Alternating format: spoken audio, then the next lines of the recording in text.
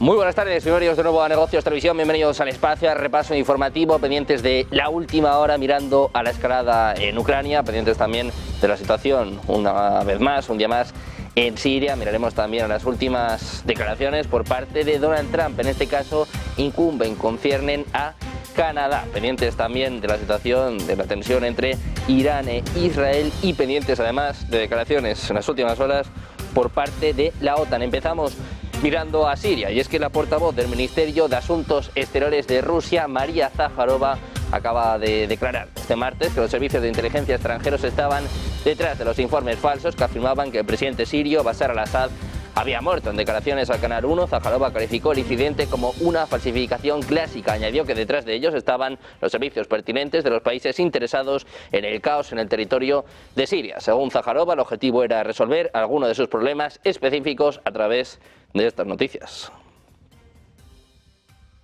También miramos al presidente electo de Estados Unidos, Donald Trump, expresó este martes su satisfacción por la dimisión de la viceprimera ministra y ministra de Finanzas de Canadá, Chrystia Freeland. Dice que el gran estado de Canadá está atónito ante la dimisión de la ministra de Finanzas o su despido por parte del gobernador Justin Trudeau. Dice que su comportamiento fue totalmente tóxico y no contribuyó en absoluto a la consecución de acuerdos beneficiosos para los descontentos ciudadanos de Canadá. No la echaremos de menos, es lo que escribía Trump en su cuenta de Truth Social. Los comentarios del mandatario electo surgieron después de que la jornada anterior Freeland afirmara en su carta de renuncia que su decisión está vinculada con el desacuerdo sobre el mejor camino a seguir para Canadá entre ella y Trudeau, en referencia al grave desafío que plantea Trump para Ottawa.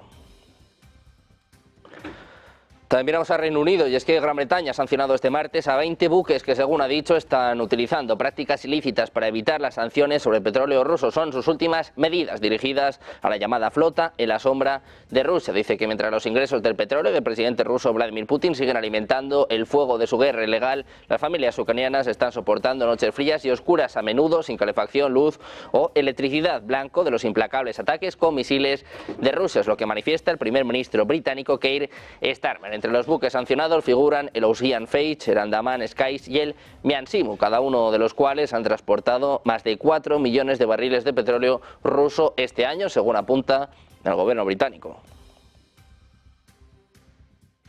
También miramos a Rusia, y es que la Cámara Baja del Parlamento ruso, la Duma estatal, ha aprobado este martes un proyecto de ley que refuerza el control gubernamental sobre los ingresos percibidos por quienes Moscú ha designado como agentes extranjeros. La legislación rusa exige que cualquier persona o organización que reciba apoyo de fuera de Rusia o que, según Moscú, esté bajo influencia extranjera se registre como agente extranjero, una etiqueta que tiene connotaciones negativas de la era soviética y conlleva onerosos requisitos burocráticos. El proyecto de ley, aprobado por la Duma en tercera y última lectura, obliga a estos agentes extranjeros a transferir todos los ingresos procedentes de la venta o alquiler de propiedades y vehículos, así como los intereses de depósitos y dividendos a cuentas especiales en rublos. También obliga a estas personas a transferir a dichas cuentas cualquier ganancia procedente de la actividad intelectual, incluidas las obras científicas, literarias y artísticas, representaciones, radiodifusión, los inventos y las marcas registradas.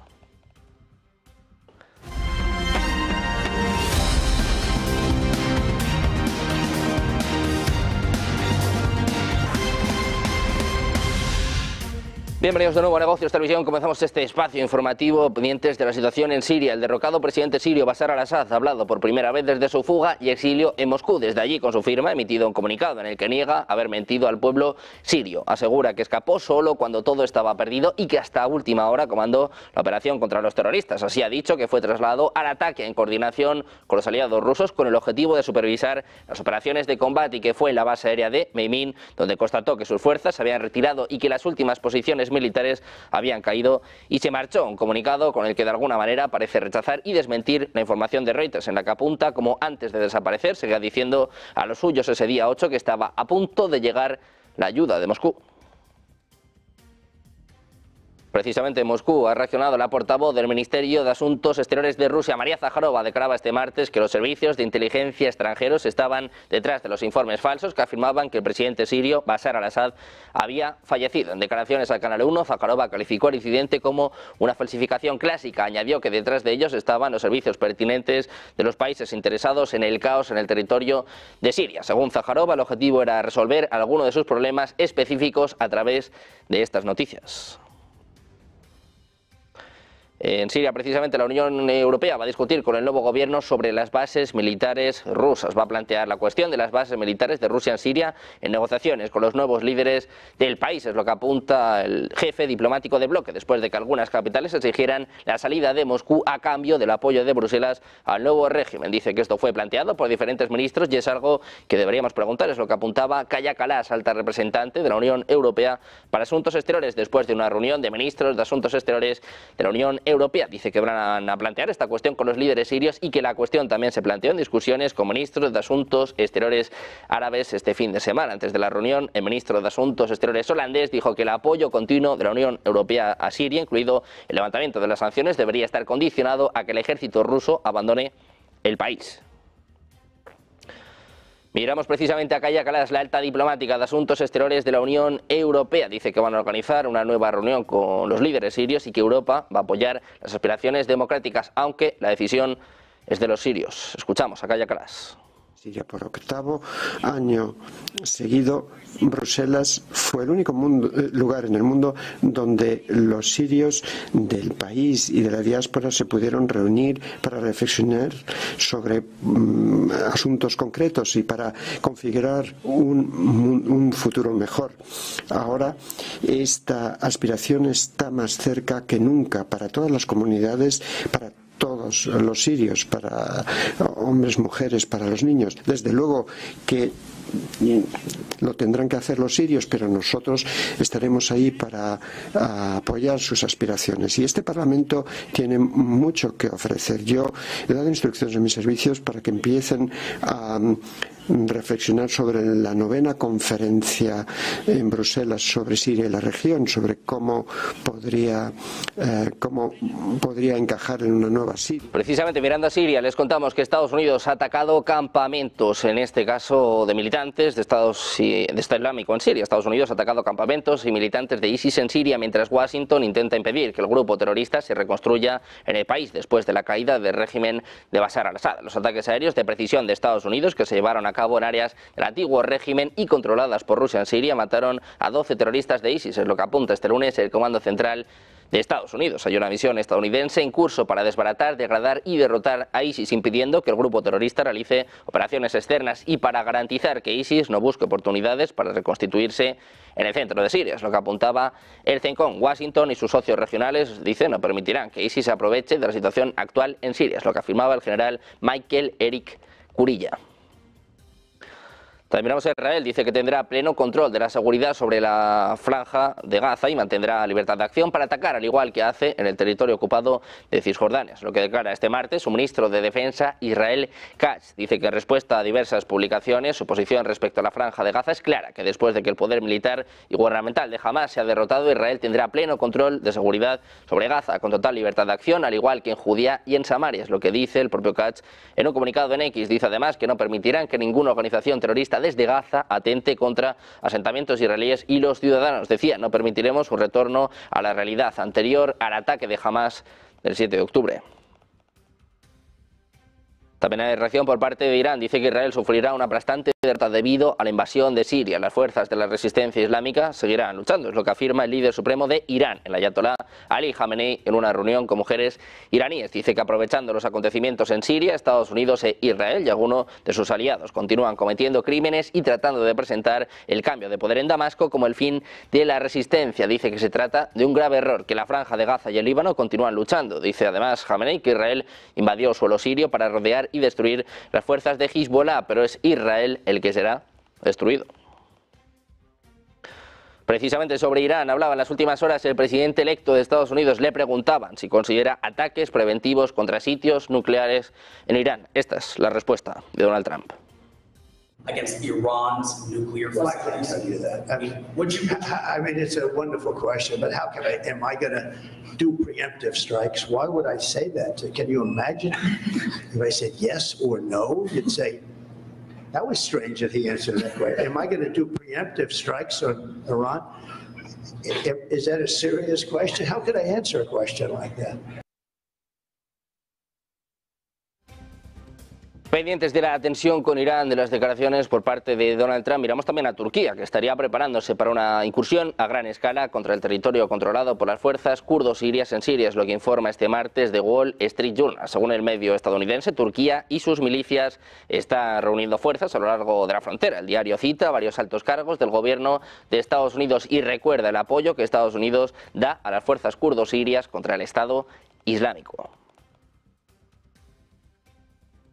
Precisamente mirando a Estados Unidos, les contamos que el ejército realizó un ataque aéreo este lunes contra una instalación de comando y control operada por los hutíes en Yemen. Dice que la instalación atacada era un centro de coordinación de las operaciones hutíes, como ataques contra buques de guerra y buques mercantes de la Armada de Estados Unidos en el sur del Mar Rojo y el Golfo de Adén. Es lo que apunta el Comando Central del Ejército estadounidense en una publicación en X. Al Masira Televisión, el principal canal de noticias televisivas administrado por los hutíes, dijo este martes que un ataque llevado a cabo por Estados Unidos tuvo como objetivo el complejo Al-Ardi en la capital yemení de Sanaa. El grupo respaldado por Irán en Yemen ha estado atacando barcos comerciales en el Mar Rojo durante más de un año, en solidaridad con los palestinos por la guerra de un año de Israel en Gaza. También miramos a la amenaza de drones en Estados Unidos con una declaración conjunta de la Oficina Federal de Investigaciones, el Departamento de Seguridad Nacional y otras agencias gubernamentales, publicada este lunes, que confirmaba que ha habido más de 5.000 avistamientos de drones sobre los estados de la costa este en las últimas semanas. Los residentes de varios estados de la costa este han informado haber visto sistemas aéreos no tripulados, también conocidos como drones, volando en el cielo. Cada vez hay más especulaciones sobre por qué ha aumentado el número de avistamientos, de dónde pueden haber venido estos drones y sobre todo quién los está pilotando. La mayoría de los avistamientos se ha registrado en Nueva Jersey y la actividad de drones también provocó el cierre temporal de las pistas del Aeropuerto Internacional Stewart de Nueva York durante cerca de una hora. Este viernes, el mismo día, el espacio aéreo sobre la base aérea Wright-Patterson en Ohio fue restringido debido a la actividad de estos drones. Miramos también al presidente electo de Estados Unidos, Donald Trump, ha expresado este martes su satisfacción por la dimisión de la viceprimera ministra y ministra de Finanzas de Canadá, Chrystia Freeland. Dice que el gran estado de Canadá está atónito ante la dimisión de la ministra de Finanzas o su despido por parte del gobernador Justin Trudeau. Dice además que su comportamiento fue totalmente tóxico y no contribuyó en absoluto a la consecución de acuerdos beneficiosos para los descontentos ciudadanos de Canadá. No la echaremos de menos, es lo que escribía Trump en su cuenta de Truth Social. Los comentarios del mandatario electo surgieron después de que la jornada anterior Freeland afirmara en su carta de renuncia que su decisión está vinculada con el desacuerdo sobre el mejor camino a seguir para Canadá entre ella y Trudeau, en referencia al grave desafío que plantea Trump para Ottawa. Miramos también a la situación, la crisis política en Alemania, que se prepara para la celebración de elecciones anticipadas tras la pérdida del voto de confianza de Olaf Scholz. Era una crónica anunciada, pero con el voto de este martes se pone fin al ejecutivo semáforo, una conflictiva coalición de gobierno en un momento de tensión para la mayor economía de la eurozona. La derrota de Scholz este lunes escribe el camino para la disolución del Parlamento antes de las elecciones anticipadas previstas para el 23 de febrero. En las encuestas preelectorales, el canciller y sus socialdemócratas de centro izquierda están detrás tanto de la oposición, CDU, como del partido Alternativa para Alemania. Antes de ser derrotado en la votación, Scholz pedía la confianza, advirtiendo que Alemania tiene que luchar para recuperar un papel de liderazgo. Señalaba como el ahorro a corto plazo puede ser inasumible en el largo plazo e hipotecar el futuro alemán. Decía que es hora de invertir con fuerza y decisión en Alemania, que nos encontramos ante un nuevo tiempo con nuevas fortalezas económicas en todo el mundo, en Asia, África y América Latina. Escuchamos a Olaf Scholz. Mag kurzfristig Geld sparen. Die Hypothek auf unsere Zukunft aber, die ist unbezahlbar. Und deshalb, ja, es ist höchste Zeit, kraftvoll und entschlossen in Deutschland zu investieren.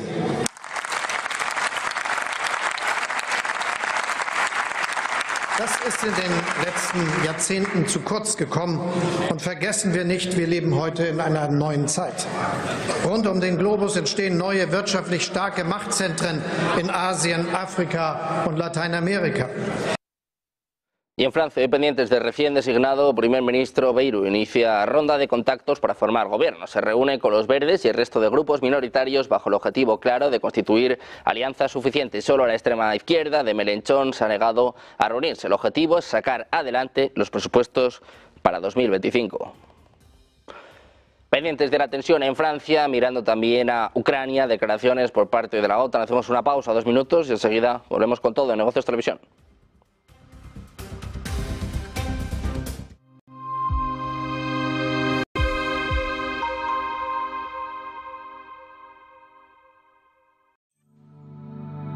Silver Gold Patrimonio nace en 2018 con el objetivo de innovar en el mercado de los metales preciosos de inversión, ofreciendo nuevas alternativas para que cualquier persona, familia o empresa pueda entrar en el fantástico mundo de los metales de inversión de forma sencilla y acompañada por consultores expertos en el sector.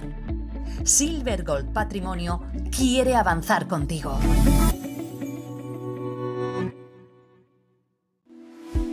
¿Listo para comenzar a operar futuros? AvaTrade te lo pone fácil con una oferta exclusiva. Abre tu cuenta hoy y consigue hasta 100 operaciones sin comisiones con tu primer depósito. Aprovecha las oportunidades y opera con MetaTrader 5 en los principales mercados como Bitcoin, índices americanos, el dólar y el oro sin preocuparte por los costes. No dejes pasar esta oferta y descubre el poder de los futuros con AvaTrade. Regístrate hoy y recibe hasta 100 operaciones gratis, solo por tiempo limitado. Recibes un mensaje alarmante de tu inquilino en el que te informa que no puede pagar el alquiler. No te preocupes, SEAC está aquí para ayudarte. Nuestro equipo te asegura que recibirás tu renta a tiempo. Con SEAC, tu renta está protegida. Recibes el ingreso en tu cuenta como siempre. Disfruta de la tranquilidad sabiendo que SEAC maneja el imprevisto por ti. Alquila tranquilo. SEAC responde. Creemos que la sociedad actual necesita más arte y más color. Le da a la gente la oportunidad de asimilar diferentes perspectivas. Es realmente un placer pintar este cuadro, porque es una hermosa imagen para comenzar. Lo último que pintaremos es el auricular en vez del pendiente. Using a classic and merging it with modern. This is very provoking.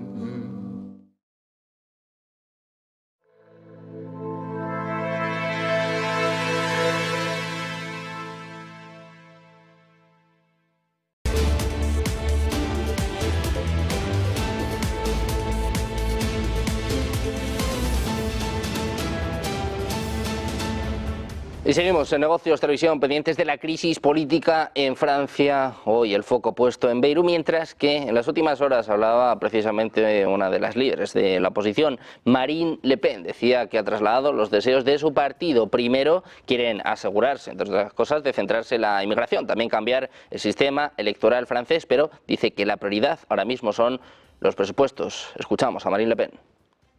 Lui avons exprimé quels étaient les souhaits de nos électeurs, le souhait de ne pas voir aggraver les problèmes de pouvoir d'achat des Français, de s'attacher à apporter des solutions à la très grave crise sécuritaire qui secoue notre pays, ainsi qu'à celle de l'immigration. Et puis nous avons bien entendu évoqué les modes de scrutin. Je sais que le Premier ministre est attaché à la proportionnelle et il m'apparaît que c'est un chantier, comme je lui ai dit, qui devrait être peut-être pas prioritaire, parce que la priorité c'est évidemment le budget, mais devrait être juste après le budget une priorité pour permettre que l'ensemble des Français puissent être représentés et peut-être trouver un mode de scrutin qui permette également de faire émerger une majorité.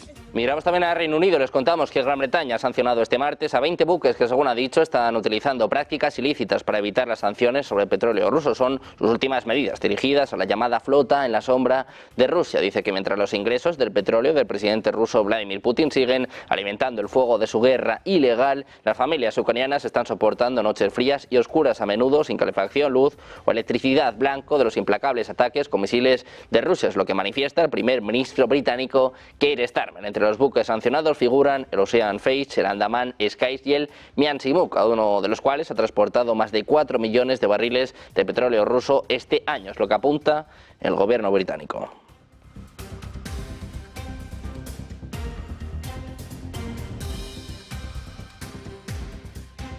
Precisamente sobre la OTAN, sobre la tensión que sigue creciendo entre Rusia y Occidente, hablaba en las últimas horas el presidente ruso Vladimir Putin. Dice que la OTAN está llevando al límite a la Federación Rusa, que está pasando una a una todas sus líneas rojas y que además asustan a su población con la amenaza rusa. Escuchamos a Vladimir Putin. Try to keep their population in fear of a Russian attack. Their tactics are very simple. They push us to the red line. They push us to the boundary forcing us to respond, and then they start presenting us as a threat, just as they did during the Soviet times. NATO countries are racking up their military expenses. They're deploying their strike groups near our borders. Now there are over 100,000 US troops in Europe. Precisamente la OTAN, el secretario general Mark Rutte afirmaba que Rusia lleva mucho tiempo librando no una guerra encubierta, sino una guerra abierta contra los países de la OTAN. Dice que Rusia ha marcado sus acciones militares en Ucrania como parte de un conflicto más amplio contra la alianza, la que considera una amenaza importante a sus intereses de seguridad. Apoyando a Ucrania con el paquete de ayuda especial de la OTAN, dice que la situación sigue siendo muy complicada y que Rusia está avanzando, que últimamente han visto ataques masivos de Rusia que han matado a civiles y han destrozado infraestructuras de Ucrania. Escuchamos las palabras, las declaraciones de Mark Rutte. Military equipment and supporting through NATO's comprehensive assistance package. The situation on the battlefield in Ukraine remains difficult and Russia is making gains, be it incremental gains, but still gains. Over the past weeks, we have seen large-scale attacks against Ukraine that killed and terrorized civilians and targeted critical infrastructure. This could be Ukraine's most difficult winter since this started, the full onslaught since. Y precisamente mirando a la OTAN, mirando a la tensión que sigue subiendo en Ucrania, nosotros ponemos el foco ahora en China. Les contamos que los reguladores antimonopolio van a intensificar las investigaciones sobre los acuerdos tecnológicos estadounidenses en respuesta a las crecientes restricciones a las exportaciones de Estados Unidos. Es lo que informa The Information este martes, citando a personas familiarizadas con el asunto. Según el informe, tras la reciente investigación sobre la adquisición de Mellanox Technologies por parte de Nvidia en 2020, Pekín estaría considerando revisar otras transacciones importantes, incluida la adquisición de Ansys por 35.000 millones de dólares por parte de Synopsys. El informe de hoy añadió que la SAM también está reexaminando fusiones pasadas como los acuerdos de Coherent con Finisar, citando posibles infracciones de los términos de aprobación. Una de las fuentes señaló que el anuncio oficial de nuevas investigaciones dependerá de cómo aumenten las tensiones con la administración entrante de Trump, el presidente electo de Estados Unidos, que, como saben, ha amenazado con imponer aranceles significativos a China una vez que asuma el cargo.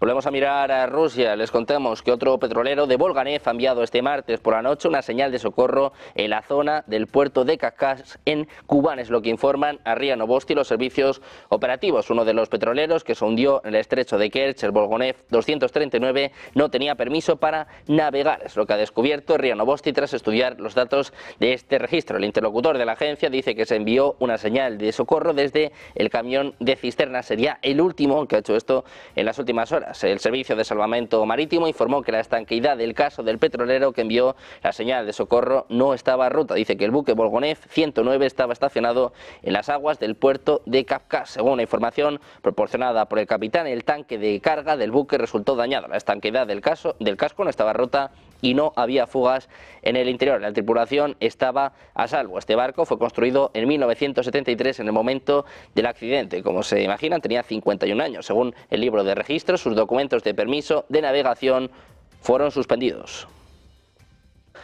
Miramos también a un nuevo golpe de Europa a Rusia. Los ministros de Energía de la Unión Europea se han reunido en Bruselas bajo el liderazgo del danés Dan Jorgensen, recientemente nombrado comisario de Energía. El encuentro tuvo como objetivo analizar medidas para reducir los precios de la energía y fortalecer la competitividad de la industria del bloque, un desafío cada vez más urgente debido a las tensiones geopolíticas y la persistente volatilidad en los mercados energéticos. De fondo, pero no menos importante, el acuerdo de tránsito de gas ruso a través de Ucrania, que está a punto de terminarse el próximo 1 de enero de 2025, dejará de fluir el gas de Rusia y el acuerdo no se va a extender, según confirma Ucrania. Hungría subrayó la urgencia de este problema. Dice que sigue siendo una preocupación acuciante con precios volátiles impulsados por tensiones geopolíticas, interrupciones en la cadena de suministro y dependencia de las importaciones de combustibles fósiles. Sin embargo, la Comisión Europea asegura que los países están preparados para el fin del acuerdo entre Rusia y Ucrania y que existen alternativas. En un correo electrónico han quitado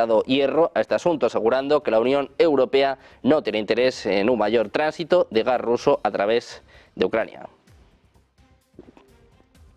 También miramos a una de las noticias, desde luego, que más están dando que hablar. En las últimas horas les contamos que una bomba ha matado a un general ruso de alto rango a cargo de las Fuerzas de Protección Nuclear y a otro hombre en Moscú este martes. Es lo que informa el grupo de comunicación de medios estatales RT, citando una fuente no identificada. Los medios de comunicación rusos han informado de que el teniente general Igor Kirillov, jefe de las tropas de protección nuclear, biológica y química de Rusia, había sido asesinado en Rechazky Prospekt. Canales de noticias rusas en Telegram también informaron de que Kirillov había sido asesinado. La agencia TASS ha dicho que 2 personas murieron en una explosión en Rechazky Prospekt.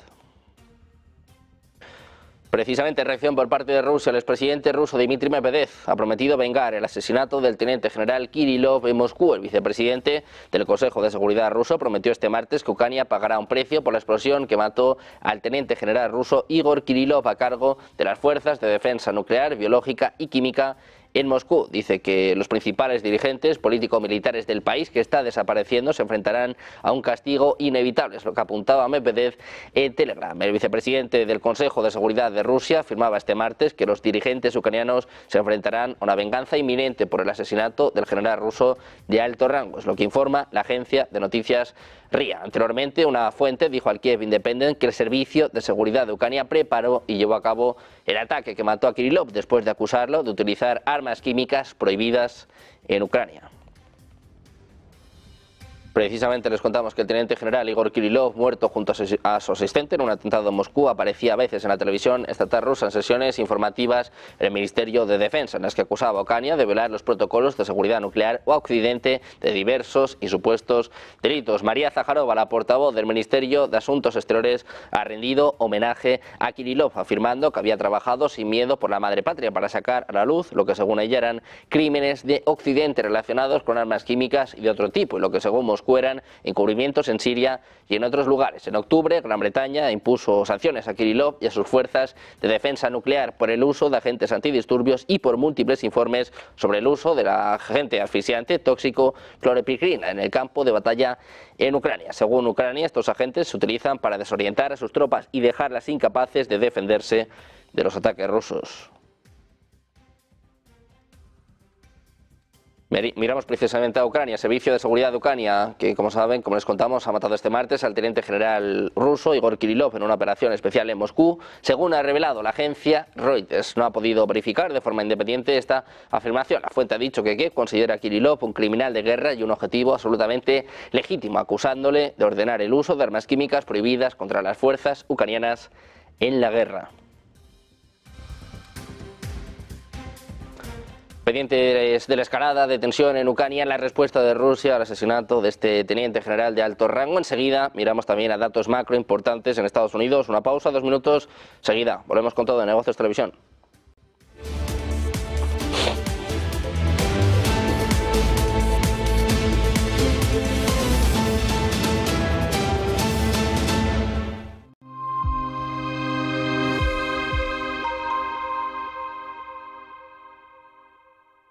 Ven al Torreón, estamos en El Pardo, un espacio único en plena naturaleza. Disfruta de momentos de desconexión mientras saboreas la mejor gastronomía. Disponemos de 7 amplias terrazas y salones para todo tipo de eventos. Degusta nuestros exquisitos platos acompañados de una selecta bodega de vinos. A tu servicio, un gran parking y zona infantil. Abierto los 365 días del año. Cocina ininterrumpida desde las 10 de la mañana hasta las 12 de la noche. Haz tu reserva. Thank you all very much. This is great. These are our friends. Vosotros estabais hace una semana liando a la parda. Y ahora, no, ahora hay que sobrevivir 4 años.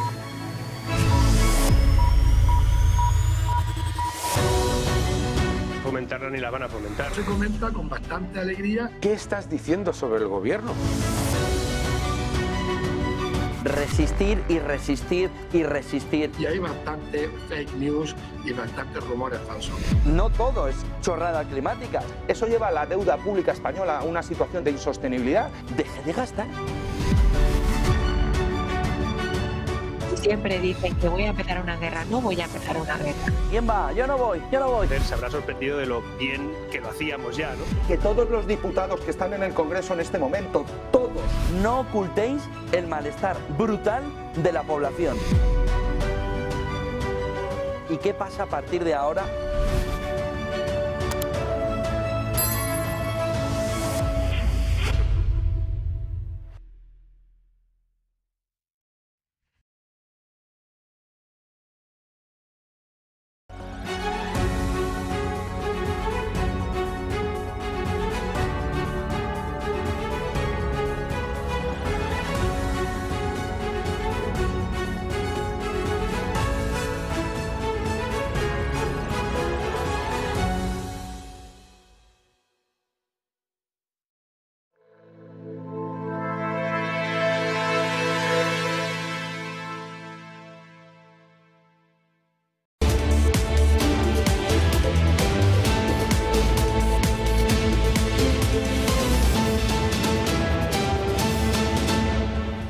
Seguimos en Negocios Televisión mirando a la última hora, pendientes del dato que les estábamos comentando. Las ventas minoristas en Estados Unidos crecen más de lo esperado, 0,7%. El pronóstico, los analistas esperaban un 0,6%. El dato anterior fue también bastante por debajo, 0,4%. Sube 3 décimas más que en el mes anterior, 1 décima más de lo esperado. Las ventas minoristas en Estados Unidos. Mañana, pendientes, por cierto, a eso de las 8 de la tarde, del especial con la Reserva Federal, de la mano de nuestra compañera Alma Navarro. El jueves, por cierto, conoceremos dato de PIB importante también a eso de las 2:30 en España, como siempre con programación especial en Negocios Televisión, pendientes de los datos macro en Estados Unidos a la espera de Jerome Powell. Nosotros miramos a la Cámara Baja del Parlamento ruso. La Duma estatal ha aprobado este martes un proyecto de ley que refuerza el control gubernamental sobre los ingresos percibidos por quienes Moscú ha designado como agentes extranjeros. La legislación rusa exige que cualquier persona, organización que reciba apoyo de fuera de Rusia o que según Moscú esté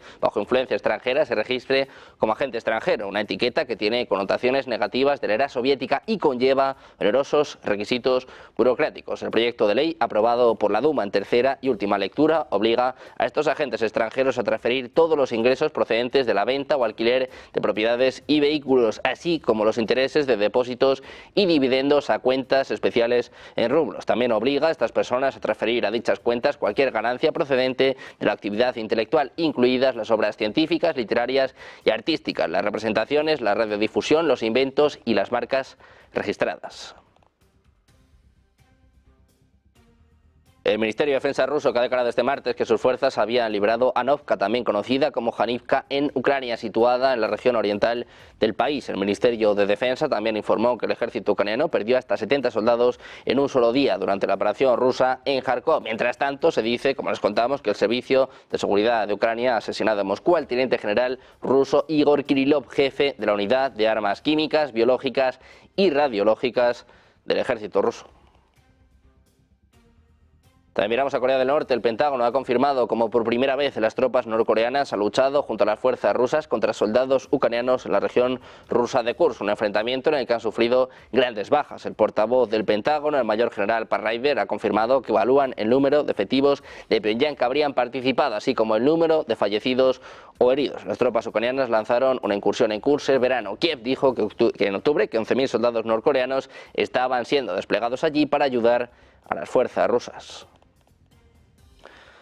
Precisamente sobre las tropas norcoreanas ha vuelto a hablar en las últimas horas el presidente ucraniano, un Volodymyr Zelensky, que vuelve a advertir sobre la escalada de este conflicto. Dice además en una reunión informativa que las tropas norcoreanas se han visto obligadas a superar campos minados ucranianos de hasta 2 kilómetros de profundidad para asaltar las ruinas de Plejovo. Dice además que estaban siendo reabastecidos con personal nuevo después de las pérdidas para continuar operaciones de combate activas en Kiev. Zelensky denunciaba que los rusos intentan ocultar las pérdidas de los norcoreanos. Escuchamos a Zelensky. За попередніми даними, росіяни намагаються приховати втрати північнокорейців.